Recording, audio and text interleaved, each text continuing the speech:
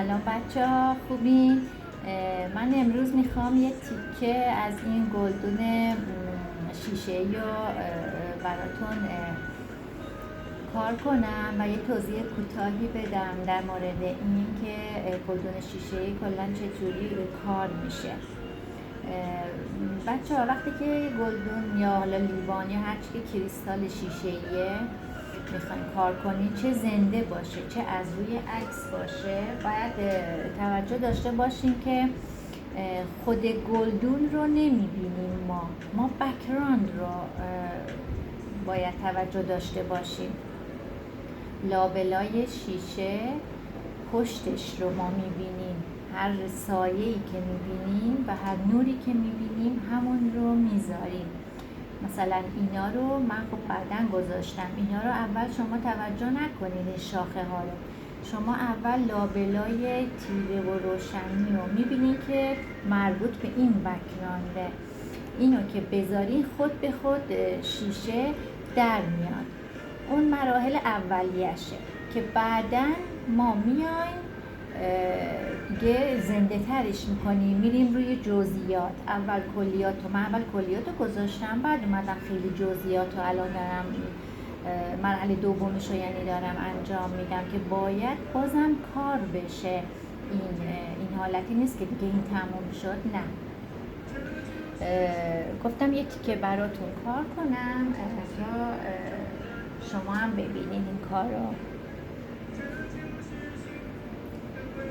باز بچه ها هر سوالی داشتین تو کامنت ها برای من بذارین، من با کمال میل جواب میدم.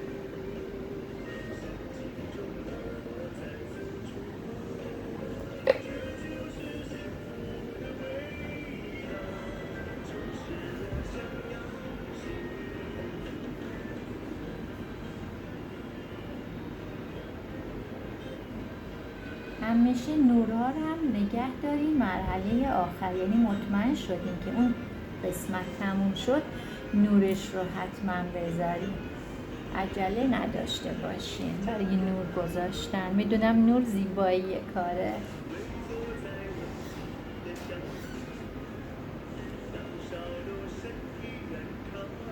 تیرگی اینجا رو که من بذارم کاملا خودش رو نشون میده.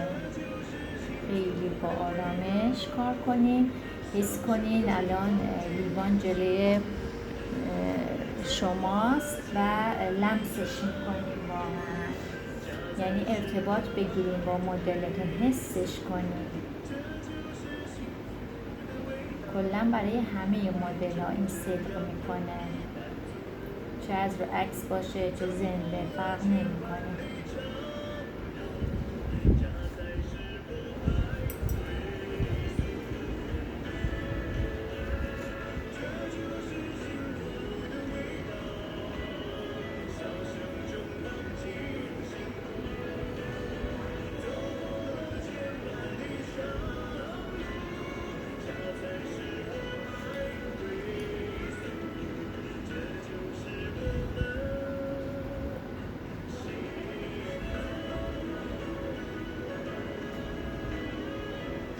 چون ظریف کاریه قلم موهاتون هم ریز باشه، شماره 0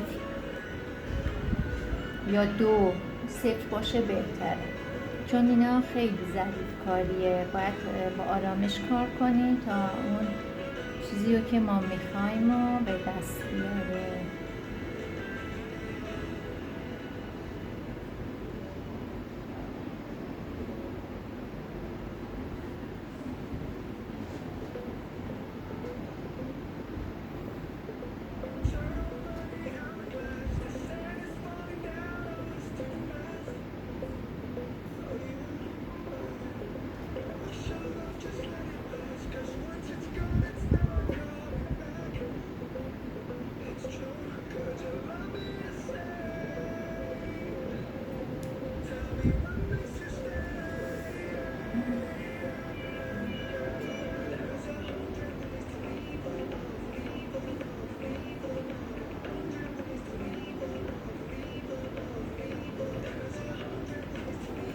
دوباره میام تیرگی کنارش رو تمدید میکنم، چندین باره میذارم تا کارم خیلی زنده شه.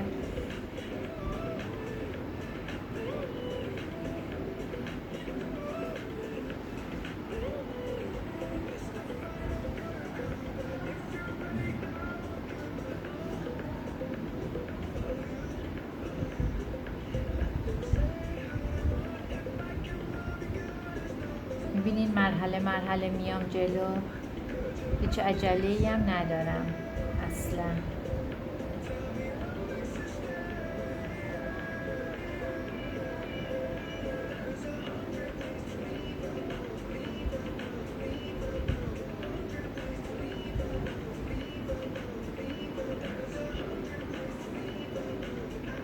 طراحیاشو درست میکنم خیلی آروم.